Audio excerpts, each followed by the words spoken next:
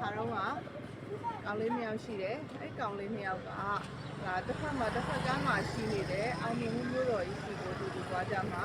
အဲ့တော့တယောက်ကကြတော့သူ့ရဲ့နာမည်ကအောင်နဲ့နောက်တစ်ယောက်ကြတော့မင်းနဲ့အဲ့အောင်ကကြတော့သူကဒီတစ်ဖက်ကမ်းကနေပြီးတော့အောင်မြင်မှုမျိုးတော်ကြီးစီကိုသွားဖို့ရအတွက်သူပြင်ဆင်ပြီးတော့သူလေပေါ်ကိုစတက်ကြရအေးစစ်စစ်ပဲအတွေးတွေကတွေးလိုက်တယ်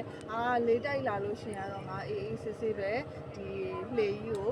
လေကြီးကနေပြီးတော့တစ်ဖက်ကကိုထက်ကျော်သွားမယ်ဆိုပြီးတော့သူကအေးစစ်စစ်လည်းသူပြေးလိုက်တယ်ဒါပေမဲ့တကယ်လက်တွေ့မှာတော့အဲ့လိုမဟုတ်ဘူး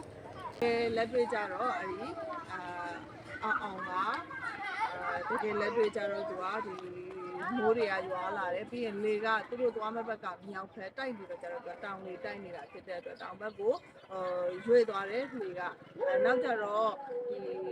မိုးတွေကလည်းရွာလာတယ်အဲ့ဒီခါမှာပို့ပြီးတော့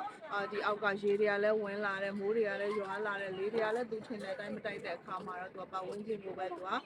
ဆက်ဆူချိန်မောင်းလိုက်တယ်အဲ့ဒီမှာသူ့ရဲ့ရွေချက်တွေပျောက်သွားတယ်ဒါပေမဲ့မင်းကကြတော့ဒီလိုမဟုတ်ဘူးမင်းကကြတော့စပြီးတော့ထွက်မယ်ဆိုပြီးလှေပေါ်တက်ကြတယ်လှေရဲ့ပဲ့ကိုတေချာကြည့်လိုက်တယ်လှေကိုအဲ့ပဲ့ကိုဆက်ကြည့်တာ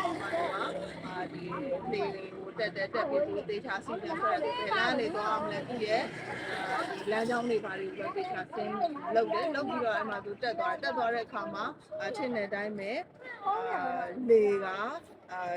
မြောက်ဘက်ကိုသွားရမှာကိုလေကတောင်ဘက်ကိုတိုက်နေတဲ့အတွက်အဲ့မှာလေဆန်ကိုပေါ့နော်လေဆန်ကိုဒီလော်ခတ်ပြီးတော့သွားရတယ်အဲ့မှာမိုးတွေရွာတယ်အဲ့ဒီမှာသူလှော်ရင်းနဲ့မိုးတွေရွာလာစိတ်ညစ်တာလည်းရှိတယ်ကြောက်တာလည်းရှိတယ်ဒါပေမဲ့သူတွေးလိုက်လဲဆိုပြီးဒုက္ခတွေကြုံတွေ့လာရတယ်ပြီးလှော်လာရတာလည်းကြားတဲ့အတွက်လက်တွေညောင်းနေတဲ့အခါမှာသူပြန်ပြီးတော့တခုပဲသူစဉ်းစားလိုက်တယ်ဒီအောင်မြင်တဲ့မျိုးတော်ကြီးစီကို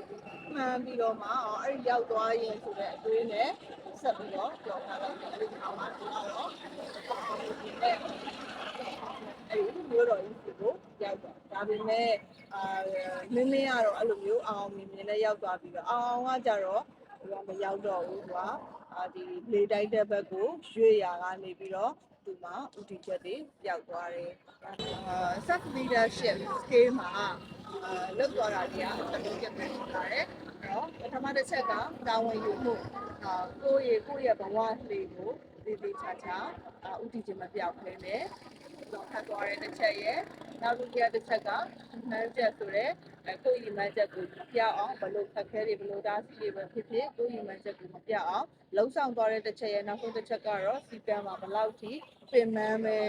သည်ပဲဖြစ်စေဒီကိုလုံးနေတဲ့အလုပ်ကိုဆက်ပြီးတော့စိတ်တမကြဘဲနဲ့လုပ်သွားတဲ့အချက်ကလေး၃ချက်ပဲဖြစ်ပါတယ်